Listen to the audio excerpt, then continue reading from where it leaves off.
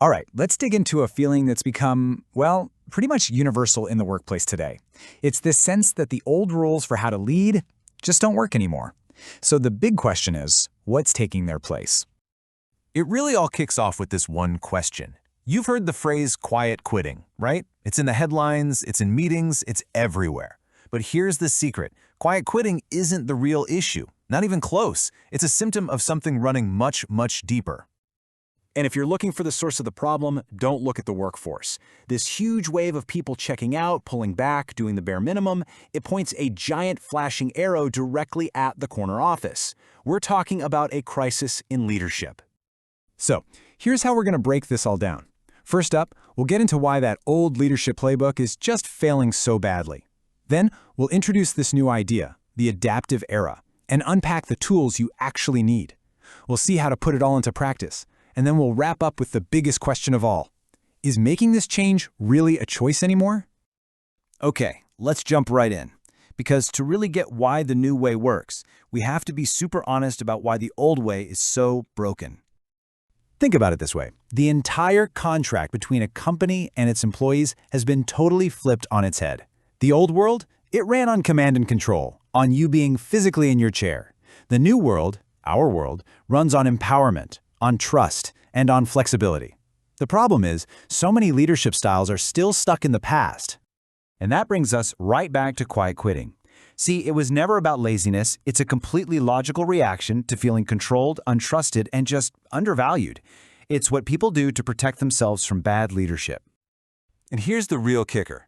When leaders cling to that rigid, top-down way of doing things, they are actively harming their own companies. Innovation just grinds to a halt, your best people leave, and everyone who's left is just going through the motions. It's a slow death. But it doesn't have to be like this. The good news is there's a powerful antidote to this old autocratic approach. It just requires a fundamentally different way of thinking about what it means to lead. And this is it, adaptive leadership. This is not about being the boss with all the answers who just barks out orders. It's the exact opposite. It's about creating an environment where your team feels safe enough and empowered enough to find the answers together. You're less of a dictator and more of a guide. And let me be clear, this isn't just some fluffy, feel-good theory. The results are real. They are tangible. When you lead this way, you see productivity shoot up. Innovation climbs. Your people are way more engaged. They actually stick around, and the whole team becomes more resilient, ready for the next curveball. Okay, so the benefits are pretty amazing, right? But what does this actually look like in the real world, day to day? Let's open up the toolkit and look at the core skills you need. This is really where the rubber meets the road. And you'll notice a pattern here, right? Every single skill is about shifting the focus from you to your team. Active listening isn't just about collecting facts, it's how you build trust. Emotional intelligence isn't about just being nice, it's what creates the psychological safety people need to take risks and innovate. You can draw a straight line from these human skills to high-performance results. This mindset even changes how you use technology.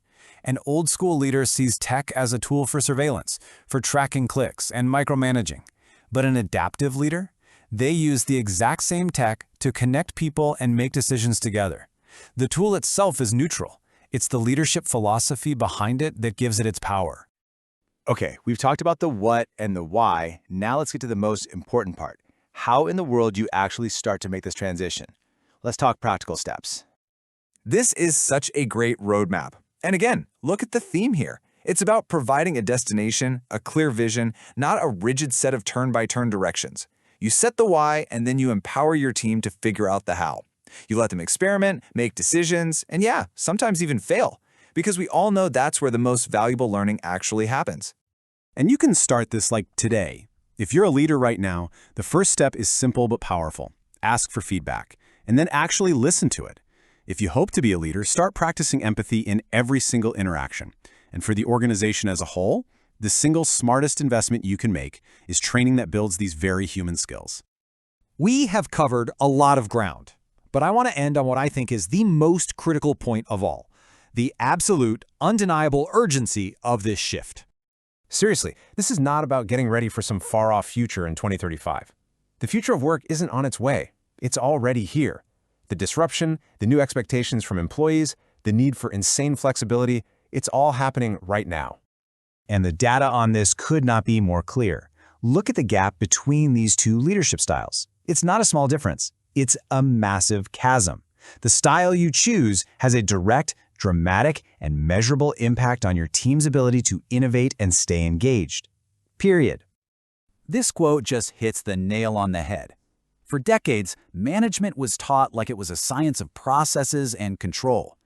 The real challenge today is to unlearn all those rigid habits and just relearn how to be human, to build trust, to inspire people. That's what real leadership is. So, we'll leave you with this one final thought to chew on. Take a good, honest look at your team, your company, your own actions. Are you managing for an office that doesn't exist anymore? Or are you leading for the dynamic, complex, and deeply human world of work that's already here? The choice you make will define your future.